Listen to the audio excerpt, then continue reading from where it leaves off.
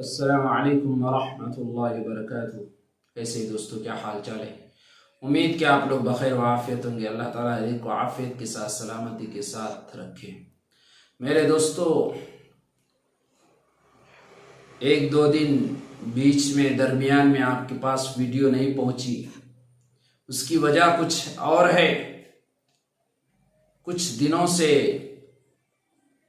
ہماری طبیعت کچھ بگاڑ چل رہی ہے، طبیعت میں کچھ خرابی ہے، جس کی وجہ سے ویڈیو نہیں بنا سکا۔ دعا کیجئے اللہ تعالیٰ شفائے کاملہ عطا فرمائے۔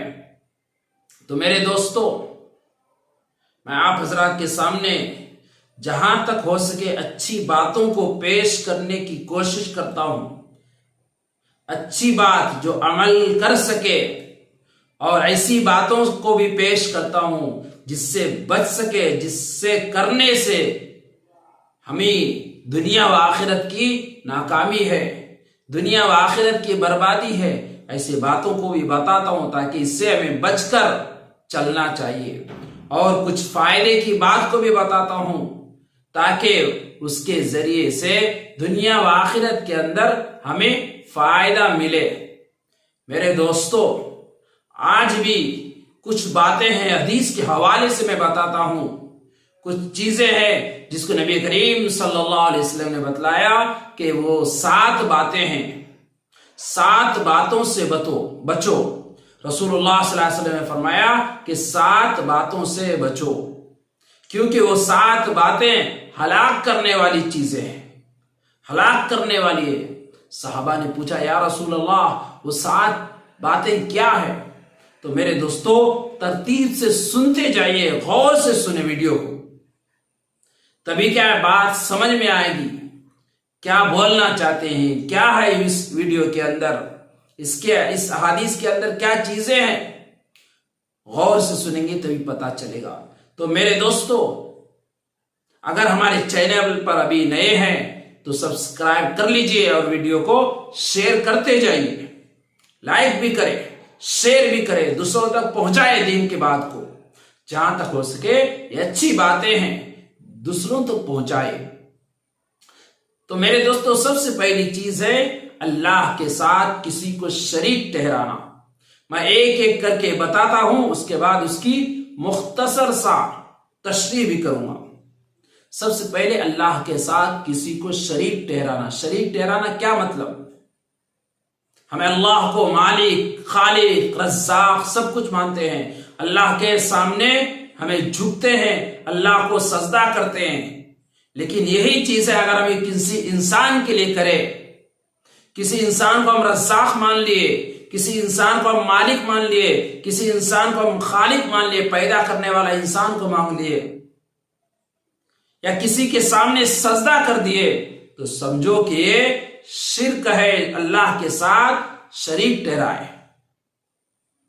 اور اللہ تعالی شرک کو معاف نہیں کرتے۔ ان اللہ لا یغفر ان یشرک بہ ویغفر ما دون ذلک لمن یشاء۔ آیت کے اندر ہے کہ اللہ تعالیٰ جو چاہے، جتنا چاہے گناہ کو معاف کر دیں گے، لیکن شرک کو معاف نہیں کریں گے۔ تو میرے دوستو، شرک اور شریک یعنی اللہ کے ساتھ کسی کو ٹھہرانا، شرک بھی وہی ہے۔ دوسری چیز ہے میرے دوستو، جادو کرنا۔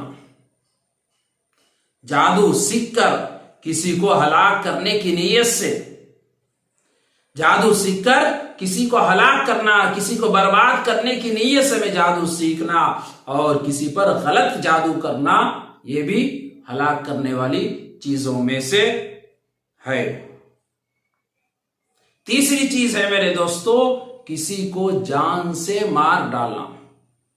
ناحق مار دیا، کوئی غلطی نہیں، بس گیا تلوار اٹھا کر اس کی گردن پر مار دیا، یا کسی لوہے سے وار کیا سر پر، بس اس کا سر ایسی جگہ مار لگی کہ انسان کا بچنا مشکل ہو گیا، جو کیا ہے بالکل حرام ہے۔ کسی کو قتل کرنا، ناحق کسی کو مارنا، قرآن کے حوالے سے سب چیزیں حرام ہیں۔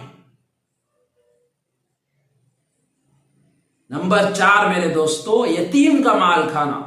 یتیم کس کو بولتے ہیں؟ جس کے ماں باپ بچپن کے اندر ہی انتقال کر جائے یا کسی مصائب میں وہ دنیا سے چل جائے تو بچے یتیم ہو گئے۔ ماں باپ تو چلے گئے اس دنیا سے، لیکن ان کے پاس ماں باپ کیا ہے؟ بہت سارے مال و دولت چھوڑ کر گئے ہیں۔ تو اس کو چاہیے کہ رشتہ داروں کو چاہیے کہ اچھی طرح سے ان کے مال کو ان کے حوالے کر دے۔ یہ نہیں کہ ان کے ماں باپ تو نہیں ہے، بس مال کو ہڑپ لیا، دھوکے کے ذریعے سے ان کو کھا لیا۔ یہ یتیم کے مال کو کھانا، یہ بھی قرآن کے حوالے سے قرآن میں بالکل منع کیا گیا ہے۔ یہ چیزیں ہلاک کرنے والی ہیں۔ نمبر 5 سود کھانا۔ سود جو بالکل حرام ہے، قرآن کے حوالے سے، قرآن کے آیات کے ذریعے سے بالکل حرام قرار دیا گیا ہے، لیکن اس کو بھی آج کیا مسلمان بلکہ ہر ایک آدمی اس کے اندر ملوث ہو چکا ہے۔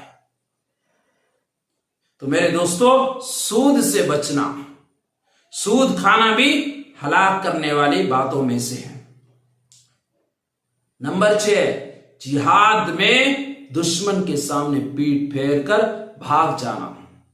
جہاد میں ہے انسان، جنگ کر رہا ہے سامنے والے سے، سامنے کفار ہے، مشرکین ہے، جو بھی ہے، اسلام کے خاطر لڑائی کر رہا ہے، لیکن جو ہی دشمن سامنے آتا ہے پیٹ پھیر کر بھاگ جاتا ہے۔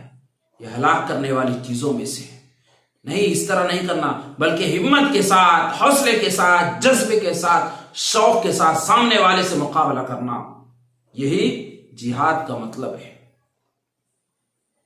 نمبر 7 پاک دامن اور بے خبر عورتوں پر زنا کی تہمت لگانا۔ جو عورت پاک دامن ہے، نمازوں کی پابندی کرتی ہے، روزوں کی پابندی کرتی ہے، شریعت مطہرہ کے مطابق زندگی گزارتی ہے، رسول اللہ صلی اللہ علیہ وسلم کی سنت کے مطابق زندگی گزارتی ہے، با پردہ عورت ہے، لیکن اس کے ساتھ اس پر کسی نے تہمت لگا دیا کہ یہ عورت غلط کام کی ہے، زنا کی ہے، اس طرح ہم تہمت نہیں لگا سکتی۔ یہ ہلاک کرنے والی چیزیں، غلط خبر لوگوں میں پھیلا دیا۔ تو میرے دوستو، ایسی چیزوں سے ہم سب کو بچنا چاہیے، پورے امت مسلمہ کو بچنا چاہیے۔ اللہ تعالیٰ سے دعا کرے کہ اللہ تعالیٰ ہم سب کو یہ 7 باتوں سے بچنے کی توفیق عطا فرمائے اور صحیح طریقے سے زندگی گزارنے کی توفیق عطا فرمائے۔ جو حضرات ابھی تک ہمارے چینل کو سبسکرائب نہیں کیے ہیں، سبسکرائب کر دے۔ السلام علیکم۔